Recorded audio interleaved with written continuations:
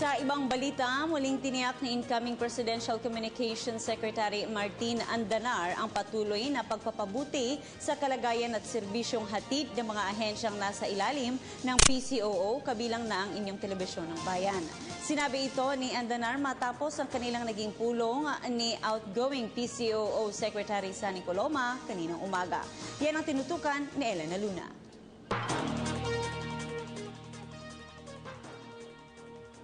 Ipagpapatuloy ni incoming PCOO Secretary Martin Andanar ang mga nasimula ni PCOO Secretary Sunny Coloma. Nihayag ito ng magiging bagong kalihim ng Government Media Group matapos ang kanilang pagpupulong sa Quezon City. Ngayon, marami pang ibibigay sa akin ng dokumento si Secretary Coloma at ako naman ay bilang estudyante ni Secretary Coloma sa Asian Institute of Management. Aalamin ko muna lahat kung ano yung merong binigay sa akin na listahan, Secretary Coloma. Yung mga magandang mga proyekto na dapat tapusin. Hindi naman tayo yung tipong porket bagong administrasyon ay hindi natin ipagpapatuloy yung mga magandang proyekto. So ipagpapatuloy ko yung legasiya ni Secretary Coloma at titignan natin kung ano pa yung mga kulang at kung ano pwedeng idagdag pa para mas lalong mapaganda ang ating serbisyo, ang serbisyo ng PCOO. Ang meeting ay ginawa sa imbitasyon ni Secretary Coloma. Matapos ang kanilang pagpupulong, iniikot ang outgoing secretary si Andanar sa iba't ibang ahensyang sakop ng PCOO. Una rito ang Radyo ng Bayan kung saan ipinaliwanag ni Philippine Broadcasting Service Bureau of Broadcast Services Director Tito Cruz at Station Manager Alan Alyanige ang operasyon nila.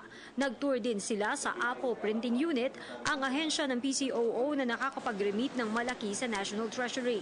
Umikot din sila sa People's Television Network kasama naman si PTV General Manager Albert Bocobo. Nakita ni Andanar ang nire-renovate na building ng government TV station. Si Andanar ay dating newscaster ng PTV. Kaya sa pamagitan nito, nais kong magkaroon siya ng malawak na ideya hinggil sa kabuuan ng mga government media assets at kung paano ito maaaring gamitin ng Duterte administration sa pagpapalaganap ng mensahe ng pamahalaan. I'm very impressed. Mukhang lahat ng problema ng PTV4, Radyo ng Bayan at lahat ng sangay na nasa ilalim ng PCOO mukhang tinapos na ni Secretary Coloma. Wala na akong trabaho gagawin. But anyway, isa sa mga bibigyang prioridad ni Andanar ang media ng bayan. Isa sa mga proyektong sinimula ni Secretary Coloma. Isa doon yung convergence natin sa media ng bayan kasi nga iba't iba ang government media assets. Sinalaysay ko sa kanya kung paano nag-uugnayan lahat ng mga iba't ibang ahensya natin, ano yung mga resources na available sa pamahalaan, at kung paano sa bawat pagkakataon sinisikap nating maihatid sa sambayan ng Pilipino yung makabuluhan at tamang impormasyon na makakatulong sa pagpapabuti ng kanilang kabuhayan. Nakatakdang pumunta si Andanar sa Davao City para direktang mag-report kay President-elect Rodrigo Duterte at incoming Presidential Management Staff Chief Bongko. Makakatulong daw ang naging meeting at tour sa nakaatas sa bagong liderato ng PCOO, ang inaugurasyon ng magiging bagong Pangulo sa June 30. Para sa Telebisyon ng Bayan, Elena Luna.